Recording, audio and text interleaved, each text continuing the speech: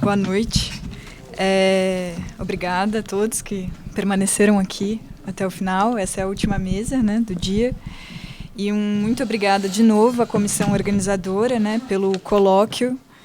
Um colóquio tão importante e tão bonito. E eu estou muito feliz de estar aqui, porque eu tenho me aproximado da poesia da Eurídice recentemente. Então, eu estou contente de estar aqui entre tantos estudiosos. Então, eu vou apresentar bem rapidamente os participantes dessa mesa e, em seguida, eu passo a palavra a eles, seguindo a ordem proposta na divulgação, tá? E daí, depois da comunicação dos membros da mesa, a gente abre para discussão, lembrando que cada participante terá, em média, 20 minutos de fala.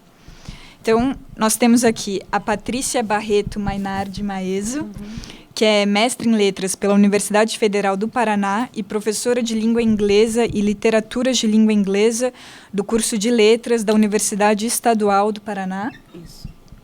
Temos também o José Marcelo Siviero, que é mestre em filosofia pela USP e doutorando em filosofia também na FEFELESH, e o Cleiton Oliveira da Silva, que é bacharel em letras pela USP e mestrando no programa de literatura brasileira da FEFELESH, certo?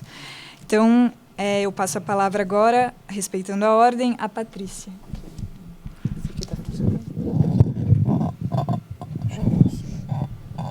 Olá. Na verdade, é o pedestal que está estranho. Quer trocar? Né? Acho que sim. Está com problema.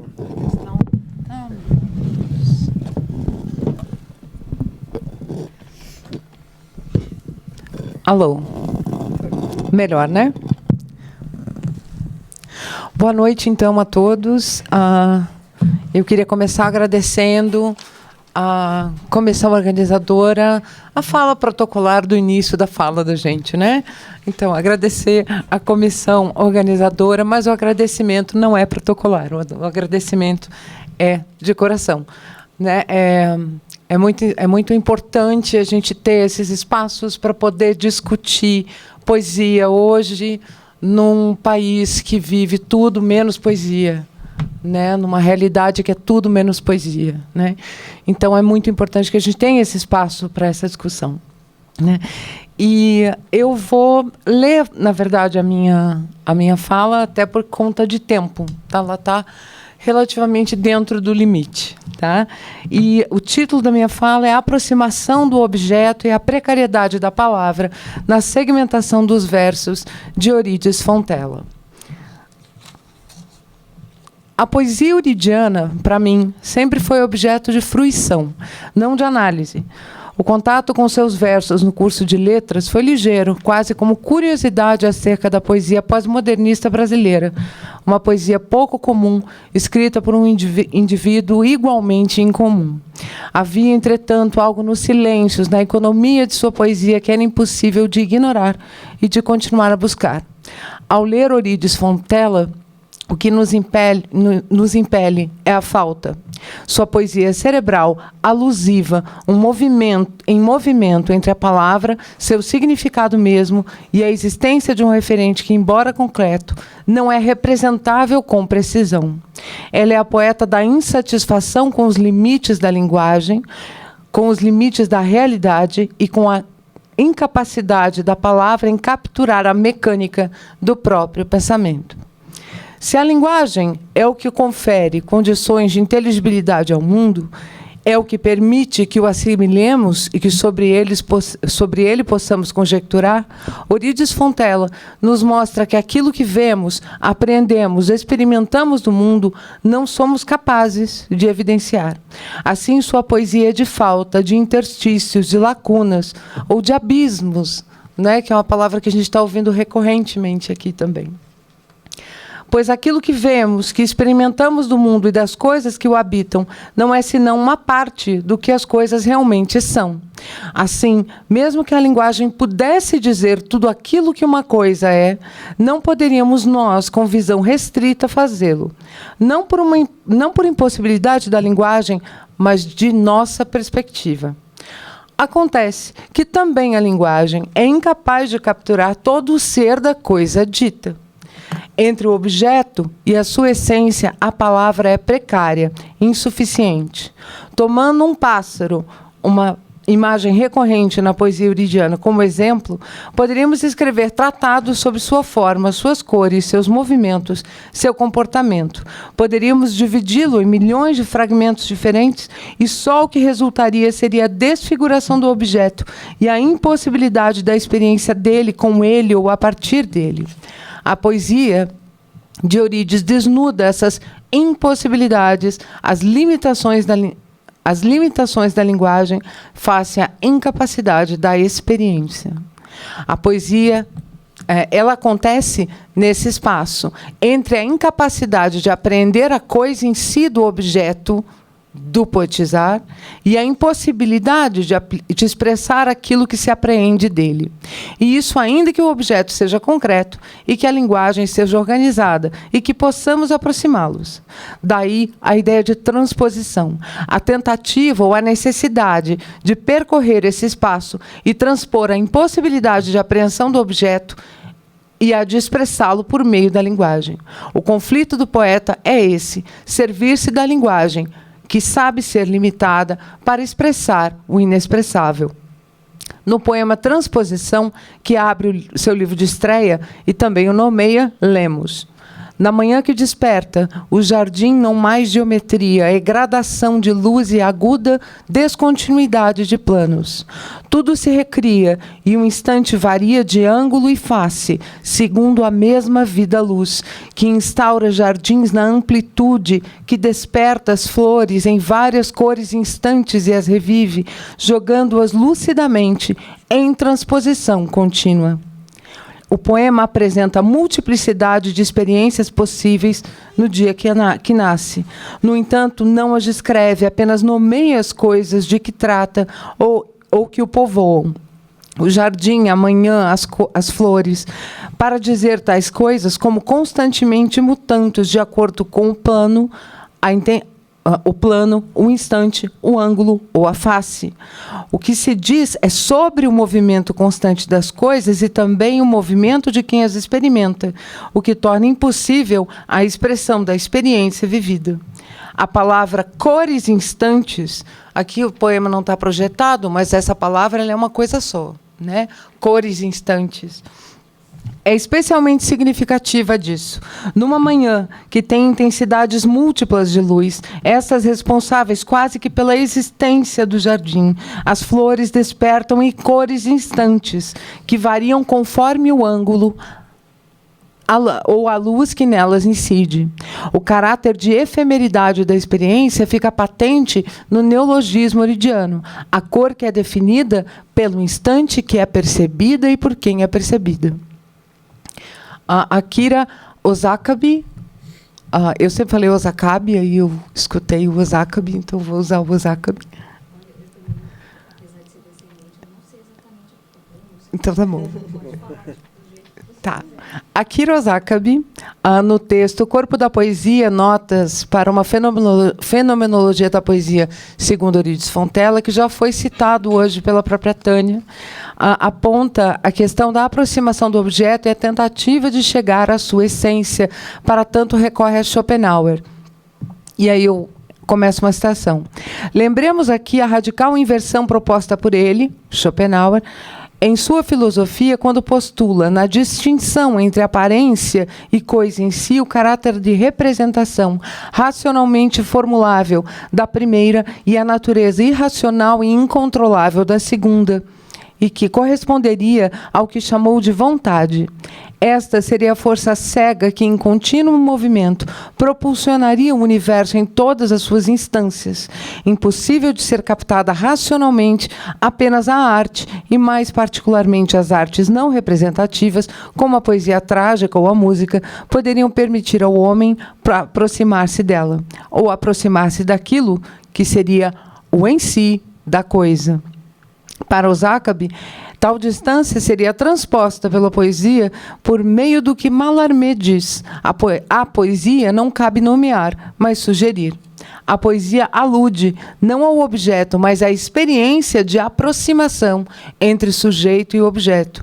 A ideia de que o poeta faz é aludir, sugerir, por meio da linguagem, a experiência que se lhe apresenta a partir de sua apreensão do objeto.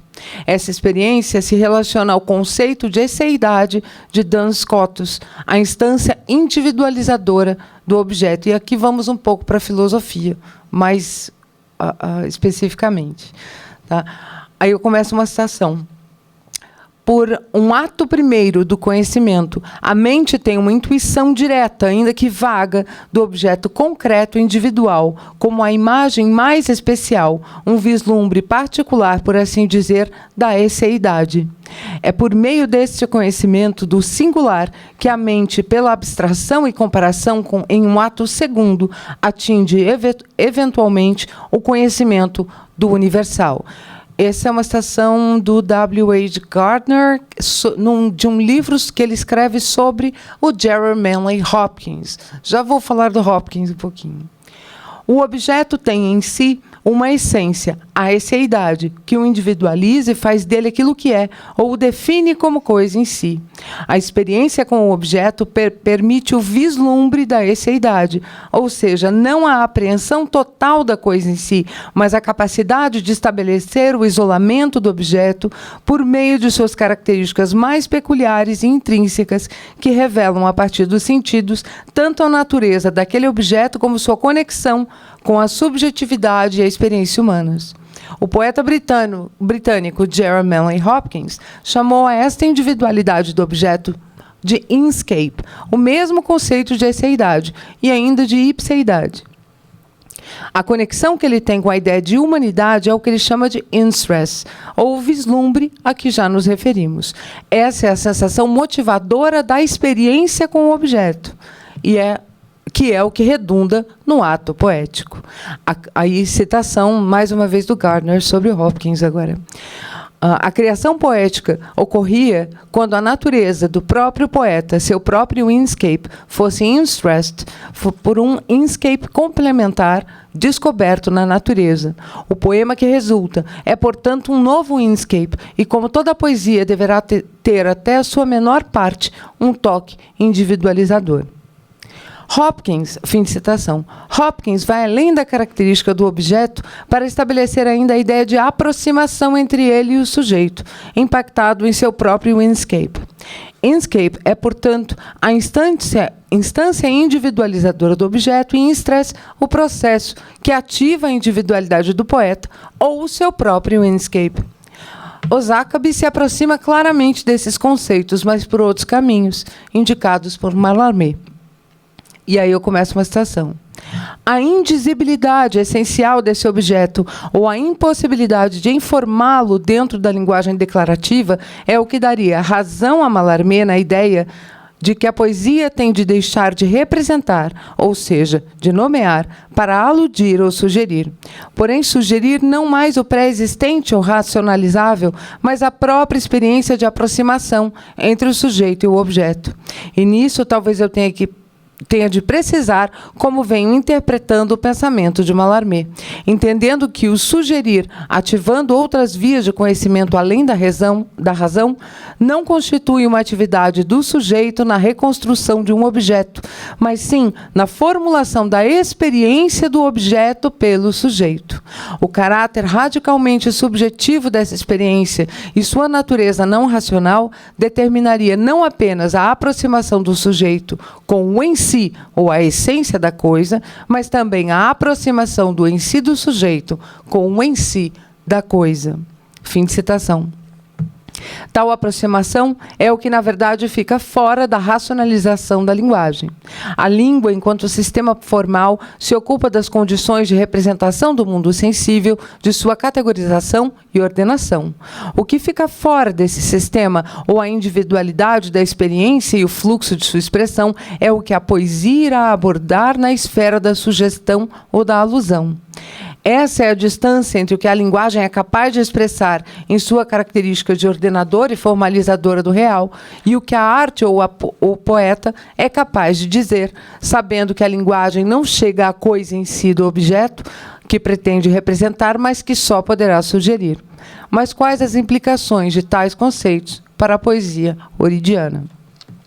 A poesia de Eurídice opera no nível das coisas mesmas, buscando aproximar-se do inscape do objeto, e o faz pela economia das palavras e por uma sintaxe despojada de adereços, de elementos organizadores usuais. Assim, abrem-se possibilidades múltiplas de leitura, por meio de das indeterminações que a poeta estabelece. Cada artigo, cada preposição está onde está ou deixa de estar, onde esperaríamos que estivesse, para permitir uma organização fluida e permeável do texto poético. As quebras dos versos, suas pausas internas, criam novas formas de organização, ou, se quisermos, de sintaxe. As quebras nos atiram, como leitores, em abismos semânticos. O corte do verso é a organização e a multiplicação de seu significado. Gostaria de passar a leitura de um poema que é o Voo, tá? Também do livro Transposição. Flecha ato não verbo, impulso puro, corta um instante, e faz-se a vida em acontecer tão frágil, lucidez breve do movimento acontecido. Eu vou ler de novo, porque eu gaguejei, tá? Flecha ato não verbo, impulso puro, corta um instante e faz-se a vida em acontecer tão frágil, lucidez breve do movimento acontecido. Voo é um poema curto, com apenas 8 versos em 2 estrofes, a primeira com 5 versos, a segunda com 3. A gente não tem uma regularidade métrica aqui, a primeira estrofe ela varia entre 3 e 7 versos, a segunda tem exatamente o mesmo número de sílabas, desculpa. Na primeira estrofe a gente tem 6 sílabas no primeiro, 4 no segundo, 3 no terceiro, 4 no 4, 7 no quinto. Tá? E na estrofe seguinte, a segunda, o padrão é regular. São 4 sílabas por verso. Os versos são bastante curtos, bastante restrito. A linguagem evita o excesso, concentrando-se em substantivos. Tem 23 palavras no poema, 9 delas são substantivos. A sintaxe é propositalmente solta, com poucas palavras funcionais ou mot-il, como preposições ou pronomes, artigos e conectores em geral. A pontuação é inexistente, a não ser pelo ponto no final do último verso. O tamanho dos versos parece significativo, eles são muito curtos e é quase como se fossem incompletos. Você olha para eles na página, eles parece que falta uma metade. Aí a ideia do espelho pode ser interessante para nós. Ainda a sintaxe simplificada, pela ausência de conectores e vírgulas, leva a buscar um sentido nos silêncios, nas quebras que a poeta colocou entre os versos e mesmo entre as palavras que compõem cada um deles. Ao evitar palavras funcionais, ela coloca uma carga sintática adicional nas quebras de texto, nas possíveis cesuras e na quebra final de cada um, que coloca o texto no verso seguinte. A disposição e a sintaxe econômica amplificam as possibilidades de leitura. Vejamos o verso flecha ato não verbo. A relação entre as palavras é dada pela leitura, pois elas estão justapostas apenas. A gente não tem elementos que estabeleçam relações entre elas. Se entendermos uma pausa após flecha, temos a oposição entre ato, que segue, flecha, ato não verbo. Uma oposição entre ato e verbo. O primeiro sendo o ato em si, aquele que se experimenta como real. O segundo como ato, sendo o ato como linguagem. Pois é um verbo. Se trata de um verbo. É um ato, não verbo. Se entendemos uma pausa após ato, temos a oposição entre a flecha ato, que é um movimento experimentado. Flecha idêntica ao ato do voo e, novamente, o verbo, que não é nem flecha, nem ato, pois ele se expressa pois se ele expressa uma ação, essa não é a ação em si, mas o simulacro de uma ação real sugerida no poema. A quebra do primeiro verso nos joga no vazio para então termos o segundo, impulso puro. 2 palavras, que parece explicar a flecha-ato, ou seja, o voo. A interrupção após o verbo o afasta de impulso. Após verbo, não o verbo. A interrupção após verbo o afasta de impulso, ou seja, afasta a representação pela linguagem do voo em si. Este é impulso, e não um impulso qualquer, é um impulso puro, que enfatiza a sensação de movimento. O terceiro verso apresenta o primeiro verbo do poema, corta um instante. O sujeito do verbo cortar poderá ser flecha-ato. Ela corta um instante mesmo do ato que executa. É uma expressão de simultaneidade dos elementos que ocorrem. A flecha é ato e voa e é impulso, tudo no mesmo instante único que a flecha corta. O quarto verso se inicia com uma conjunção coordenativa que adiciona ao ato original do voo uma elaboração que se estende ao quinto verso. Elaboração do que chamaremos de uma voz organizadora. Eu não consegui escrever a palavra eu lírico. Eu chamei de voz organizadora sobre o ato, marcada por essa conjunção e por outras motilho. E faz-se a vida em acontecer tão frágil. Há um pronome, um artigo, uma preposição, além de um advérbio e 2 verbos, faz e acontecer, numa sintaxe mais usual, inclusive cortada por um enjambement. É na experiência do voo, no impulso do instante que a vida acontece, em sua fragilidade intensa, nos diz a voz que organiza a experiência. A segunda estrofe apresenta uma regularidade métrica, cada verso com 4 sílabas. Voltamos à economia sintática dos 3 primeiros para evidenciar a lucidez, mais uma vez, da experiência agora já passada, mediada pela intrusão dos versos 4 e 5. O poema não é uma elaboração sobre voar, mas busca reproduzir a experiência mesma do momento de voo, o movimento de voo em sua esseidade, seu inscape. A flecha é ato, é o movimento mesmo, não só mais flecha. Tampouco é a ideia verbal do movimento, da ação de voar. Flecha é ato, impulso, expressa de forma a criar a sensação voo, o apelo aos sentidos do voo, e não a abstração racional da imagem de uma flecha que voa. A intrusão da voz organizadora, no entanto, nos lembra, com uma sintaxe mais usual, que se trata de um simulacro do voo. Por mais que se quisesse unificar as 2 perspectivas, isso não é possível. O poema é artifício e os 2 versos centrais nos lembram disso poderosamente. Assim, Eurídice mostra a consciência da experiência exata do voo, embora nos mostre também que a sensação de experimentá-la é ilusória na leitura do poema. Entre a experiência e sua expressão poética, entre a esseidade ou a coisa em si e a sua elaboração na poesia, a precariedade se instala. Muito obrigada.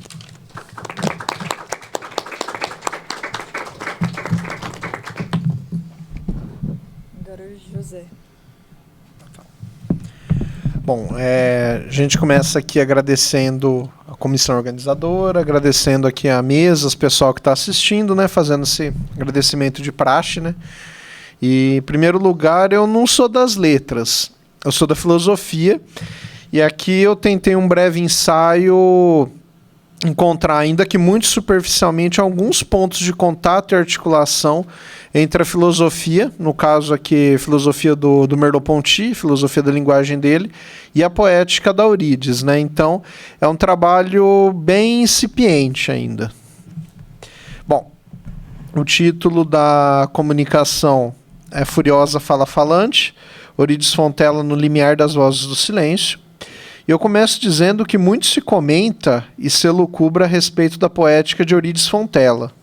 Porém, comenta-se tudo sobre a obra da poeta de São João da Boa Vista, menos sobre sua poesia. Destacam-se suas notas biográficas, o histórico de suas excentricidades, o fato de ter cursado filosofia na FEFELESH e as abstrações entre aspas, de sua poesia, laboriosamente escandidas, as quais seriam influência direta do pensamento filosófico.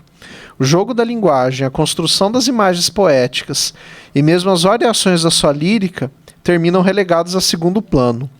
Procura-se os seus poemas uma poética filosófica ou filosofia poética, e se esquece da dimensão da linguagem. Qual seria exatamente essa dimensão na qual poderíamos procurar nossa furiosa fala falante?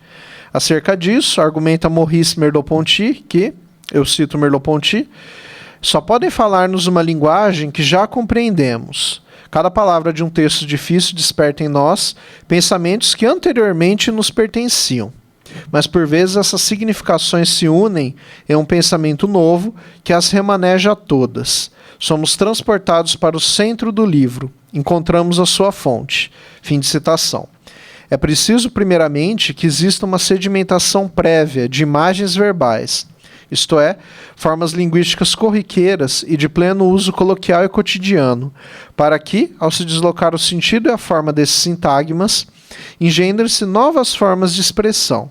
Isso é válido para todo poeta, visto que, ao contrário das inúmeras manifestações e escopos dos textos em prosa, a poesia, sendo ela estruturada com métrica ou não, tendo ela versos ritmados ou brancos, e mesmo os poemas em prosa trabalham necessariamente com o uso diferenciado da linguagem, que afasta da notação científica, do relato fidedigno ou ainda da minuciosa construção descritiva de um romance.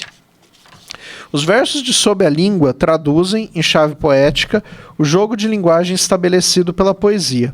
E aí eu cito Eurídice: palavras, beijos, alimentos, alimentos, beijos, palavras. O saber que a boca prova, o saber mortal da palavra. Fim de citação. Destaque-se já de pronto o título do poema. Língua evoca não apenas o órgão e o idioma falado, mas também toda a esfera da linguagem envolvida num único ato de fala ou num gesto linguístico. As figuras do beijo, da palavra e do alimento são as significações que, segundo Merleau-Ponty, ativam as significações latentes.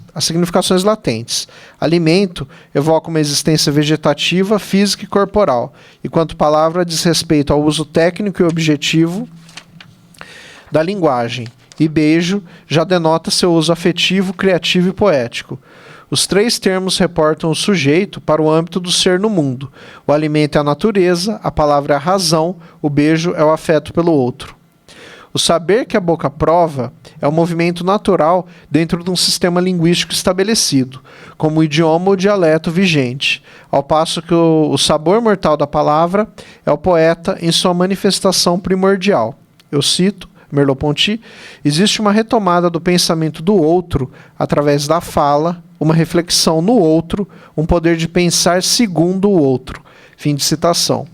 E esse é o mundo particular, onde podemos nos embriagar de água ou quebrar o brinquedo que Fontella nos convida. Porém, como nos mover nesse mundo onde as palavras são anteriores às coisas, no seio do qual os objetos desvanecem, sobrepujados por ideias sensíveis e concretas, no qual conceitos se encarnam em corpos reais? Em Ludismo, Eurídice fala de mundos frágeis adquiridos, no despedaçamento de um só, dentre os quais reina, e continuando aqui a citação, a vertigem das novas formas, multiplicando a consciência, e a consciência que se cria, em jogos múltiplos e lúcidos, até gerar-se totalmente, no exercício do jogo, esgotando os níveis do ser. Fim de citação. Há uma brevidade lábil em seu mundo, no qual até a consciência tem vida fugidia. A consciência exige um esforço infindável para esgotar o ser, isto é, para se chegar à limpidez da linguagem perfeita e completa. Esforço para sempre frustrado, inútil, mas que evidencia o atrito que há entre as dimensões linguísticas que Merleau-Ponty denomina fala falante e fala falada. A fala falada representa o passado sedimentado das formas linguísticas prontas, o repertório coloquial que herdamos ao aprender tanto o nosso idioma natal quanto um estrangeiro, enquanto a fala falante é a retomada, ou no original francês a reprise, desse conteúdo numa nova forma de expressão. Trata-se de uma relação oblíqua, em que a linguagem instituída é transversalmente atravessada pelo engendramento de uma nova expressão. Expressão essa que, refletindo os versos de fala, que cantam o fato de que, eu cito Eurídice, não há piedade nos signos. faço uma pequena interpolação, o ser é excessivamente lúcido e a palavra é densa e nos fere. Fim de citação. Evoca o sentido mesmo do gesto linguístico. Agora, citando Merleau-Ponty, a simples presença de um ser vivo já transforma o mundo físico. Faz surgir aqui alimentos, ali um esconderijo, dá aos estímulos um sentido que eles não tinham. Por isso, a fala é a única, entre todas as expressões, as operações expressivas, capaz de sedimentar-se e de constituir um saber intersubjetivo. Fim de citação. E toda palavra crueldade quer dizer, em suma, que toda expressão extravasa seu significado no corpo e nos pensamentos de outrem. No caso, os meus interlocutores. E a fala de um reclama do outro, do mesmo modo que um poema só existe caso existam leitores que o leiam ou declamem. Assim, oscilando agora para o polo filosófico, quando Eurídice, ou qualquer outro poeta, pinça palavras aliadas de seu significado comum e as constrói dentro de uma estrofe, ocorre que, eu cito Merleau-Ponty, as significações disponíveis, quer dizer, os atos de expressão anteriores, estabelecem entre os sujeitos falantes um mundo comum, ao qual a fala atual e nova se refere, assim como o gesto ao mundo sensível. E o sentido da fala é apenas o modo pelo qual ela maneja esse mundo linguístico, ou pelo qual ela modula nesse teclado de significações adquiridas. Fim de citação.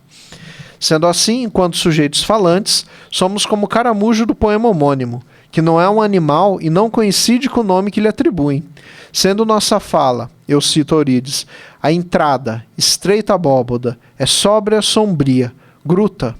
A fala do outro é a sequência, rampenovelada, se estreia num pasmo labiríntico. E nosso diálogo é o fim, limite íntimo, nada é além de si mesmo, ponto último. Descobrimos então que na linguagem a saída é a volta. Sendo, portanto, circularidade e reversibilidade. Nunca se sabe aonde começa uma expressão genuína e onde ela termina enquanto linguagem falada, nem quando os sedimentos dessa linguagem cristalizada se rompem para o novo.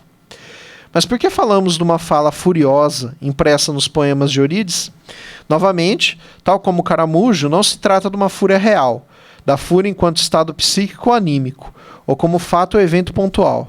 Por outro lado, não se trata da fúria meramente simbólica do eu lírico, que, tal como no poema de Pessoa, assume seu papel de fingidor, de uma imagem verbal da fúria, ou ainda de seu conceito. Trata-se a rigor do registro da fluctuatio animi, em que se entrelaçam tanto o eu real quanto o eu lírico. O poema testemunha essa fusão entre dois incompossíveis.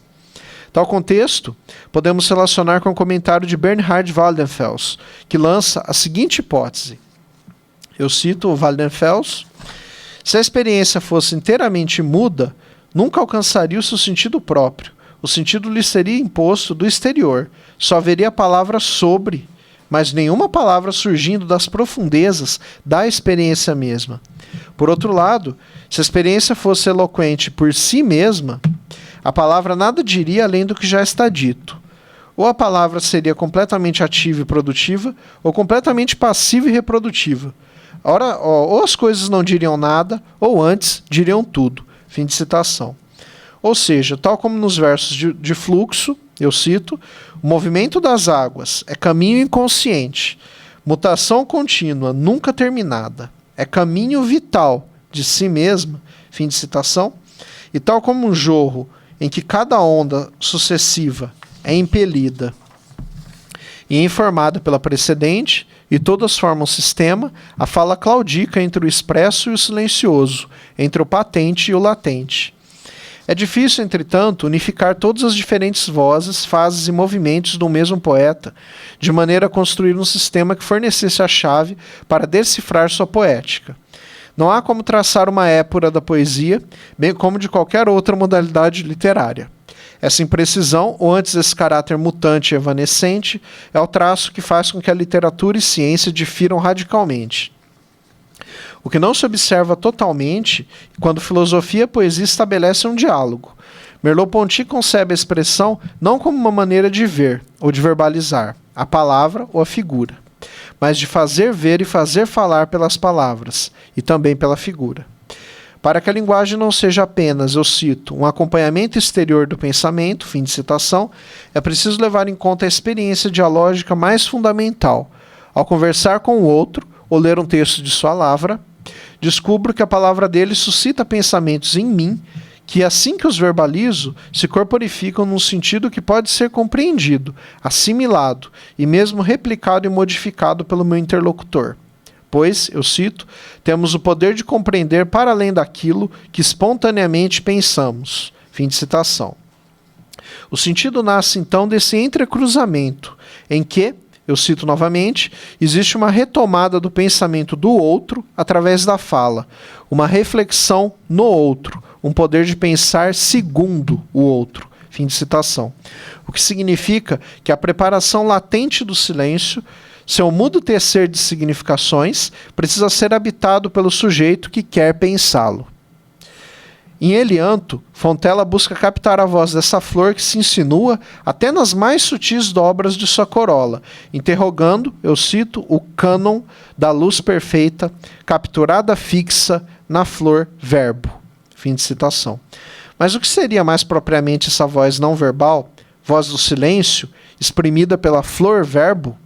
Leonardo de Stasio fala eu cito, uma voz que não pronuncia conceitos, não designa objetos, não intui significados, não tece discursos. Uma voz que instaura um espaço intersubjetivo mais antigo que o cogito. Uma voz que traz consigo o som sinfônico do acordo inicial, que constitui o sempre já aí, do entrelaçamento quiasmático. A voz do outro que ele sempre traz consigo. Fim de citação. A fúria nas palavras de Eurídice Fontella não é eloquente, não tem estardalhaço, não vai de roldão com a violência verbal, mas é pungente, ataca pelo silêncio, pelas entrelinhas, pelas zonas de sombra. O pequeno lago de Acalanto, do poema Acalanto, resume esse abismo de ser. Eu cito, sem sabor de forma, um centro repouso, sem nada, sem fundo, lago olho oculto, no sono. Fim de citação. Mas que não se pense, evidentemente, que haja na poesia de Eurídice qualquer tentativa de quietismo ou mesmo de misticismo na interrogação do silêncio das coisas. Sua poética furiosa fala falante, e nesse sentido não admite saídas fáceis, como a de um vate que, no êxtase poético, faz da sua voz a palavra do absoluto. Não há flor azul nas estrofes da poeta filósofa. Há a mão, figura banal e corriqueira, lavrando e trabalhando minuciosamente cada palavra, com leveza e violência. No poema A Mão, lê-se: a mão destrói imagens, descristaliza signos, a mão destrói-se, furtando-se a textura do ser e do silêncio. Fim de citação. A mão resume todo o movimento do corpo, da preparação do gesto à sua consumação, da significação latente do pensamento à sua encarnação na esfera pública. A mão não é apenas imagem, é traço corporal. No esgar do rosto, no olhar direto de soslaio, ou na retração ou dilatação do tônus muscular, na preparação motora que culmina na verbalização, aponta Luiz Damon Montinho que... eu cito, quando fala, o corpo não manifesta uma potência acima dele, alma ou pensamento. A fala, esse gesto do corpo, é instância originária de significação. Ela não é tradução de um pensamento. Ao contrário, o pensamento vem da própria fala.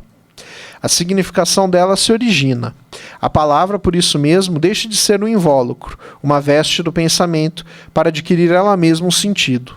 Assim, à medida que o pensamento se encarna na fala, essa se torna uma operação expressiva. Fim de citação. O corpo é uma constante na poética de Eurídice. Dele se destacam as significações, os conceitos, noções e ideias, que passam a ter vida própria fora de seus contornos. O significado do título de sua segunda coletânea de poesias, Elianto, traduz essa inscrição do corpo na carnalidade do estofo mundano. Qual uma flor que deita raízes, se nutre e termina por desabrochar, é um cântico à essência carnal e à abertura à existência, o que exala a maioria dos poemas reunidos nesse volume. Nas primeiras estrofes de Tela, entrevemos o enigma da existência e da criação expressiva através da metáfora de um quadro por pintar.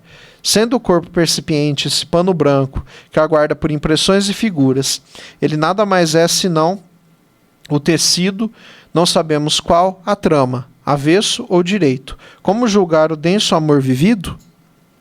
O andamento do poema culmina nos versos da última estrofe, que anunciam uma pergunta sem resposta. O tecido, como subtrai-nos a trama? Resposta: não nos subtraímos. Tal feito é impossível enquanto somos sujeitos carnais e dotados de capacidade expressiva. Em A Dúvida de Cézanne, quando fala do artista, que tanto pode ser um pintor quanto um escritor, Merleau-Ponty observa uma perda dos contatos dóceis entre os homens, essa incapacidade de dominar situações novas, essa fuga dos hábitos num meio que não se coloca problemas, essa oposição rígida entre a teoria e a prática, entre ser fisgado e uma liberdade de solitário. Fim de citação, no trabalho artístico. No caso de Cézanne, o que poderíamos traduzir mutatis mutandis, a escrita de Fontella, eu cito, ao transportar para a tela, ou para o papel, essas deformações, eu as imobilizo, detenho o movimento espontâneo pela qual elas se amontoam umas sobre as outras na percepção e tendem para a perspectiva geométrica. Fim de citação. O poema, enfim, torna-se uma maneira de mobilizar ou estancar a duração em imagens, secretando seu significado até então oculto. Um artista, ao manusear seus materiais para que o signo de suas percepções e pensamentos venha a lume, trava um contato carnal com o mundo que o circunda e que é partilhado com outras pessoas. A mão do artista indaga, questiona, interroga e dialoga com o mundo, seja através de uma arte plástica tangível, como no poema Escultura, que eu cito aqui, ó forma, violenta pura, como emprestar-te a algo humano, uma vivência, um nome? Seja através das imagens, da sua cristalização através da literatura, como em Cisne, eu cito o poema, a palavra fere, o branco expulsa, a presença e humana é esplendor, memória e sangue. O elianto, com suas corolas, estames e pólen, simboliza o extravasar da alteridade de corpos que se interpenetram, chocam e afetam mutuamente. É o gesto que faço em meu corpo que é reproduzido no corpo do outro. São meus pensamentos que pensam os pensamentos do outro. É minha voz que ecoa a voz do outro. Somos como as sereias do poema homônimo. Eu cito atraídas e traídas. Atraímos e traímos. Nossa tarefa, fecundar, atraindo. Nossa tarefa, ultrapassar, traindo. Fim de citação. Dura tarefa, a fazer dos mais dolorosos, quando descobrimos que tudo culmina em nosso crime, a palavra, nossa função, seduzir mundos. Fim de citação. Seduzir mundos é recusa do solipsismo ou de qualquer forma extrema de idealismo. No capítulo 4 da segunda parte da Fenomenologia da Percepção, Merleau-Ponty tratará da presença de outrem, primeiramente através de objetos ou raços existenciais, compreendidos como comportamentos ou intencionalidades cristalizados e depositados no mundo, como os vestígios de uma civilização perdida, onde se sente a presença do outro através de um véu de anonimato, e em seguida a presença do corpo alheio, que desempenha movimentos e comportamentos análogos aos meus, reagindo inclusive a eles, de modo que ele, o outro, percebe suas intenções em seu corpo, como o seu corpo percebe o meu, e através disso percebe em seu corpo as minhas intenções. Fim de citação. Ocorre aí que, eu cito, o cogito de outrem destitui meu próprio cogito de qualquer valor e me faz perder a segurança que eu tinha, na solidão, de ter acesso ao único ser para mim inconcebível. Fim de citação. De modo que a presença de outrem funda um mundo compartilhado, em que através de uma atmosfera sexual e não sexualizada, como se fosse imposta ou acrescentada do exterior, permite, nas palavras de Merleau-Ponty, que se exista pelo desejo ou pelo amor. Merleau-Ponty fala de uma sexualidade dramática, como engajamento da vida inteira no desejo e na sua expressão pela libido. Eros caminha pelos jardins, local em que, eu cito Eurídice, disseminas pólens e aromas. És talvez a primavera, supremamente livre, violento. Não és estátua, és pureza, oferta. Em outras palavras, o poema de Eurídice traduz o que Merleau-Ponty queria dizer com, eu cito, nosso corpo é para nós o espelho de nosso ser, senão porque ele é um eu natural, uma corrente de existência dada. Fim de citação. Elan de existência que, em outra citação, nos obrigará a rever nossa noção usual da necessidade e da contingência, porque ela é a mudança da contingência em necessidade pelo ato de retomada. Fim de citação. Essa retomada é o procedimento usual da escrita de Fontella, uma reativação de significações ora coloquiais e banais, ora raras, rebuscadas e técnicas, no testemunho de uma existência que, para se fazer singular, reclama um novo léxico, uma nova forma de falar, palavras e expressões distantes de seu uso comum ou de seu sentido cristalizado. Com Alba, 10 anos após Elianto, uma região do corpo é enfocada com mais apuro, a visão. A obsessão com imagens e metáforas da luz, bem como a repetição da cor branca em vários poemas, sinaliza um ponto de inflexão. Se antes o corpo era plena abertura, celebrando sua total harmonia com a natureza, agora ele se inclina a objetos pela razão. Ele educa sua visão. Ele se modula em suas próprias variações da carnalidade. Vale a pena percorrer todos os versos de As Coisas Selvagens. Eu cito: a firme montanha, o mar indomável, o ardente silêncio. Em tudo pulsa e penetra o clamor do indomesticável destino. Fim de citação. A visualidade marca esse poema, um silêncio que está sempre em vias de ser quebrado e violado. Porém, não há perplexidade maior do que ver a si mesmo em um espelho. Eu cito: ser quem me olha e olhar seus olhos. Nada de nada. Duplo mistério. Não amo o espelho, temo. Surge aqui a reversibilidade, tão cara à ontologia da carne, que se resume no exemplo merleau-pontiano da mão que toca ao mesmo tempo em que é tocada. Tudo ocorre numa circularidade e porosidade completas entre o ser e os seres, de modo que, tal como no espelho de Eurídice, o sujeito que vê precisa ser outro que não si mesmo para ser visto. Tal visualidade presente nesses poemas nos remete, obviamente, às artes pictóricas.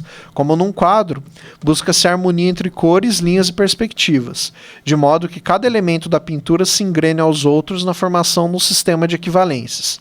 Sobre essa noção, diz-nos Merleau-Ponty, eu cito: não sendo os meios de expressão nem os gestos comparáveis, eis a prova de que há um sistema de equivalências, um logos, das linhas, das luzes, das cores, dos relevos, das massas, uma apresentação sem conceito do ser universal. O esforço da pintura moderna não consistiu tanto em escolher entre a linha e a cor, ou mesmo entre a figuração das coisas e a criação dos signos, quanto em multiplicar os sistemas de equivalências, em romper sua aderência, o envoltório das coisas, o que pode exigir que se criem novos materiais ou novos meios de expressão, mas algumas vezes se faz por reexame e reinvestimento dos que já existiam. Fim de citação. Com o dizível, ou seja, com a literatura em geral e a poesia em particular, ocorre algo muito parecido com o que ocorre com as demais artes plásticas. Ao mobilizarem todo o seu repertório linguístico de palavras, expressões, locuções e verbos, toda a estrutura frasal envolvida numa oração, o que se tem é a abertura de um novo aparelho linguístico e o arrebatamento do sujeito que lê ao texto o que é lido. A fúria de Eurídice nada mais é senão este arrebatamento, este escamoteio constante de significações e recombinações de signos que descentram o leitor da linguagem já sedimentada do seu dia a dia e o lançam no mundo em que imperam outros signos e outras equivalências. Bom, estourei um pouco do tempo, mas é isso. Muito obrigado.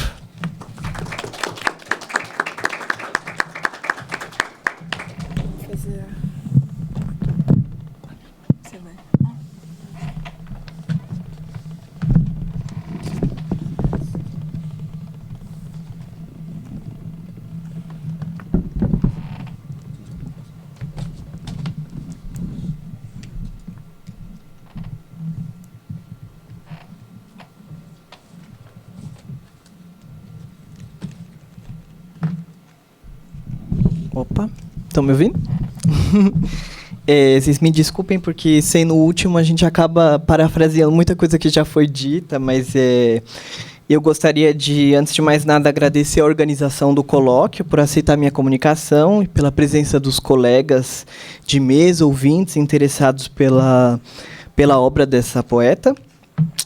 O meu primeiro contato com Eurídice O meu primeiro contato com os poemas de Eurídice se deu à época do ensino médio, quando eu vi na Rede Cultura um trecho do documentário sobre a autora naquele programa Entre Linhas, que eu não sei se existe mais. Isso significa que eu ouvi a Eurídice recitar os poemas antes mesmo de lê-los, e eu fiquei bastante impactado tanto pela singularidade daquela poesia, que eu achava muito diferente do repertório que líamos nos manuais, quanto pela perspectiva marcante, quanto pela personalidade marcante da escritora. Para minha surpresa, ao iniciar os cursos obrigatórios da literatura brasileira, eu vim a descobrir que o professor do primeiro semestre era o diretor do documentário, cujo trecho eu havia visto, o professor Ivan Marques, e foi ele quem me orientou na iniciação científica realizada entre 2010 e 2011, cujo resultado eu vou apresentar um pouco para vocês. De modo que a minha comunicação hoje é uma retomada e uma tentativa de atualização de uma leitura que foi feita naquela época. Eurídice Fontella e uma poética da desagregação foi um estudo em torno da primeira obra da poeta, a coletânea Transposição, que, enfim, está sendo homenageada aqui hoje, e ela se dividiu em 2 eixos de investigação. Primeiramente, um esboço da situação da obra euridiana dentro do panorama da tradição brasileira, detectando algumas tendências e influências. É uma perspectiva bastante ampla e, relendo hoje, eu acho que eu incorri em algumas generalizações, de modo que é um eixo que fica, para mim, ainda um pouco em aberto. E o segundo eixo do trabalho corresponde ao exercício de análise dos poemas propriamente dito, com levantamento e estudo de processos poéticos que me parecem estar em jogo na poesia euridiana. Por questão de tempo, eu vou me concentrar mais nesse segundo campo. Para ilustrar um caminho de análise possível, me parece consequente a ideia de que as imagens evocam uma lacuna, sejam uma linha de força da poética de Eurídice em 2 níveis.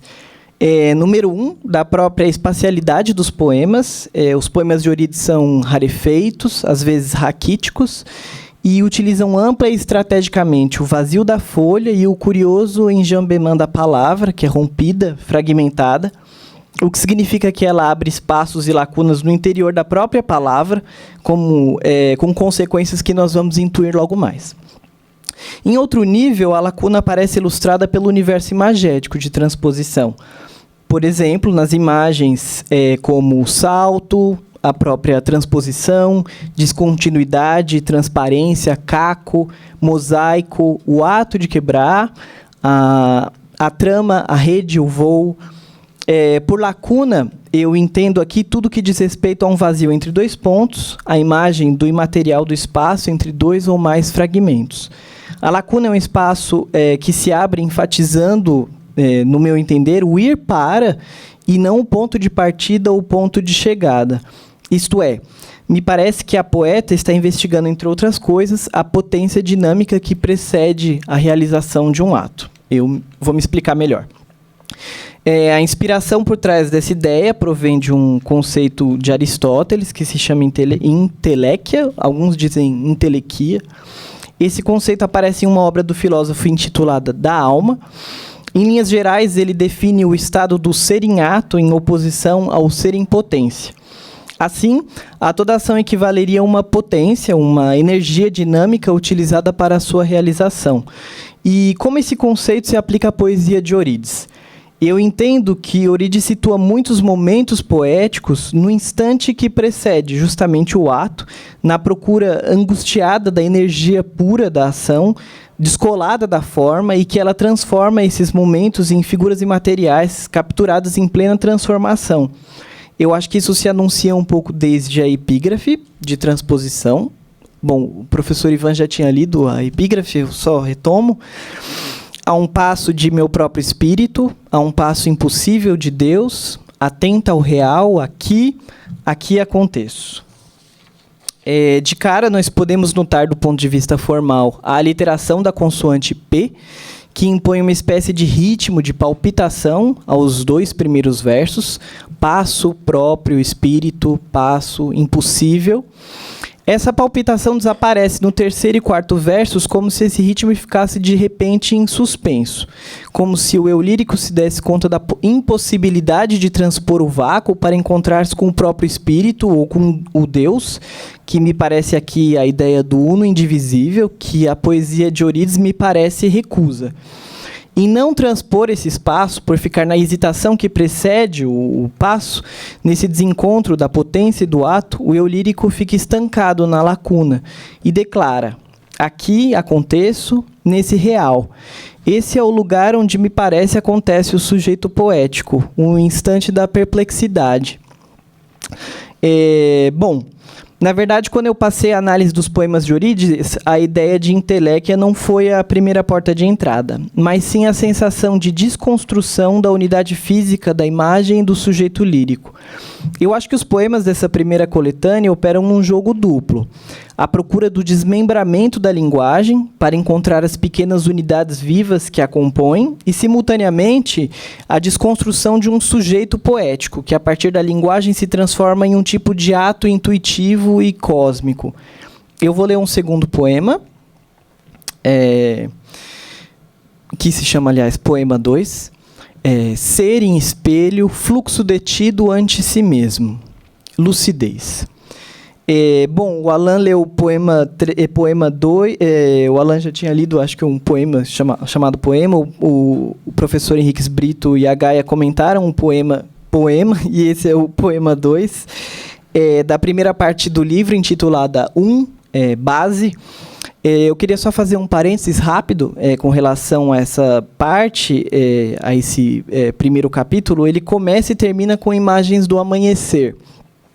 A luz, em suas rápidas transições características da manhã, representa metaforicamente uma força desestabilizadora do contorno das coisas. Aqui ela denomina, a princípio, nesse primeiro poema, inclusive, geometria. Há outras imagens dessa ordem, outras imagens desse tipo, como as mãos que desfazem a trança, o lavrar a terra, o quebrar o brinquedo. A integridade parece ser sempre um tipo de falseamento a ser desvendado, como se o sujeito lírico encontrasse a extrema lucidez na consciência da fragmentação do mundo, das imagens e da experiência. Fechando parênteses e voltando um pouquinho para o poema, vocês podem entender o ser, que aparece no primeiro verso, tanto como o substantivo, o ser, como um verbo no infinitivo.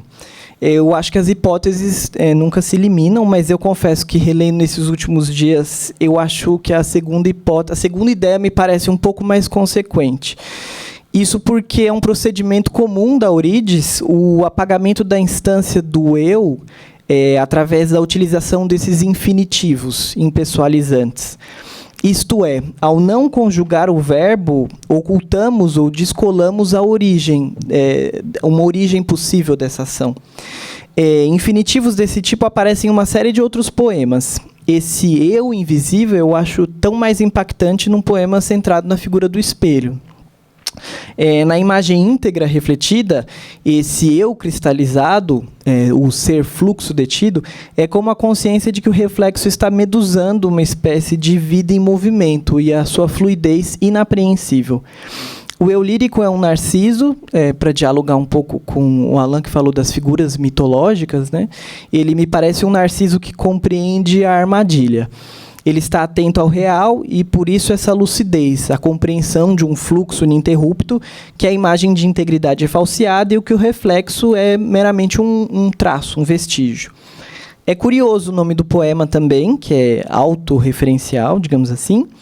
Ele indica, em alguma medida, que o poema reflete o poema e estende, assim, a revelação da fluidez do ser ao próprio fazer poético. É como se a palavra se desse a conhecer revelando a própria estrutura. Eu acho que isso vai ficar mais claro logo adiante nessa terceira parte da minha análise, terceira e última. Como eu disse antes a vocês, o trabalho que eu apresentei se chamava Eurídice Fontela e uma poética da desagregação.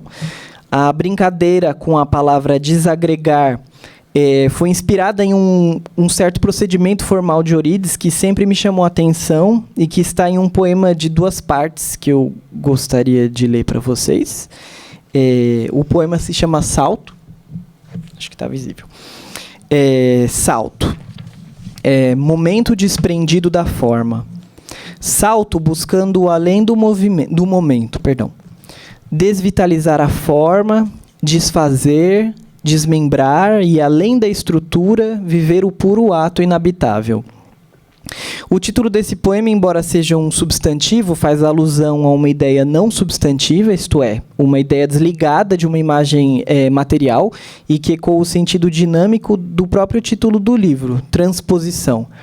Nós voltamos um pouco para o campo da inteléquia. Assim como o passo da epígrafe, que já foi lido anteriormente, podemos entender o salto como uma passagem abrupta e aérea de um ponto a outro, uma transposição, portanto. Mas para compreender que pontos de origem são esses, podemos atentar para alguns recursos estilísticos. Assim como o salto nos coloca temporariamente em suspenso, a rarefação dos versos tem uma consequência antidiscursiva, que eu acho que em termos de música me parece que já foi chamado de textura pontilhista, algo assim. Existe muito pouco desenvolvimento sintático nas frases. As palavras são aéreas como se fossem elas também partículas em suspensão. O primeiro bloco do poema abre e fecha com a palavra momento, como se apontasse para uma circularidade temporal. E lembrando que a circularidade é um elemento muito frequente em transposição. E, aliás, hoje a gente, pela fala do Vilaça, descobrimos que também ela desenhava esses círculos, né, nos cadernos. E, de fato, são 2 os momentos do poema. O primeiro deles segue a linha do que já vem se constituindo no livro, a diluição dos contornos, a fragmentação, que aqui assume uma categoria temporal, um momento. E, por definição, essa categoria é transitória, porque é uma unidade mínima de tempo, apreendido sempre pela consciência retardatária. Que eu quero dizer aqui, quando a gente pensa no momento, ele já não é, né? Ele é sempre essa realidade um pouco atrás.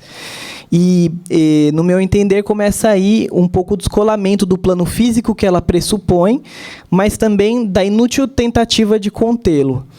Eu gostaria de ilustrar para vocês uma ideia. Ela não estava propriamente no trabalho de iniciação, mas eu sempre gostei de pensar nesse instante desprendido da forma como uma autonomização da representação, que me faz lembrar muito de certas fotografias. A própria concepção me parece meio fotográfica. Existem exemplos na fotografia de quando o objeto é dinâmico, em que o registro é meramente um vulto, um borrão. Esse tipo de fotografia me parece que coloca menos em evidência a representação de um objeto, que é intuído, do que a tematização do movimento, do gesto, da potência do ato em realização. E, de novo, é a contemplação do desencontro entre o objeto e a ação. A imagem do instante impalpável que transborda da linha, da unidade e da geometria. Em suma, que desnaturaliza a forma.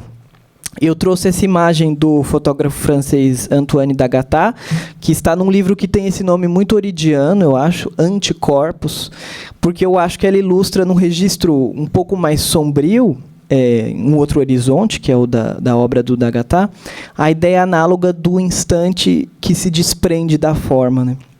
De modo que o momento não está aqui ancorado na vastidão da memória, mas na ordem da transitoriedade que nos coloca no campo da fragmentação. Isso nos leva ao segundo momento do poema. Eu acho que eu vou voltar um pouquinho aqui para ele. Opa, perdi. Analogamente à transposição daquelas amarras definidoras do tempo, esse bloco aponta para uma poética, uma reflexão sobre a palavra. Talvez esteja apontando para o interior etimológico do signo como depositário de sentidos múltiplos, né? Eu estou falando especificamente desse desfazer, desmembrar. E mais do que isso, eu acho que criam-se um jogo de simultaneidade nesse procedimento, né? Simultaneidade entre contrários, desfazer, desmembrar. Pois, na explicitação da carga afirmativa da palavra e negando-a pela anteposição do prefixo negativo des, ela constrói de maneira muito inteligente, eu acho, a concomitância entre a afirmação e a negação, colocando o signo em tensão, desvitalizando a forma, efetivamente, eviscerando o seu outro lado, além da estrutura, conforme o primeiro verso da última estrofe. É como sobrepor a fotografia ao seu negativo, para retomar a aproximação com o universo fotográfico, né? E eu acho um dado curioso que sublinha essa evidência o fato de o 2º e o 3º capítulo do livro se chamarem mais e menos, né? Sei lá, positivo, negativo.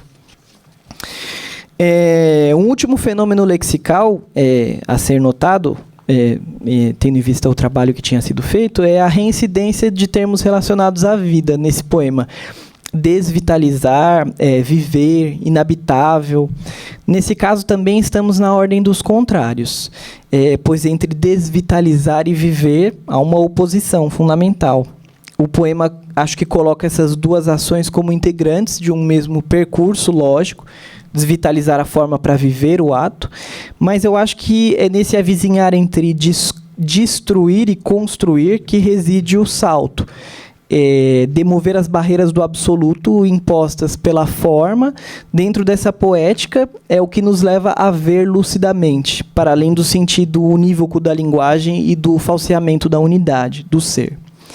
Esse poema representa, no meu entender, uma síntese, o ato e o momento combinados, que, no fim das contas, é o momento da linguagem e que a dimensão material é fluida perante a ação dessas grandezas.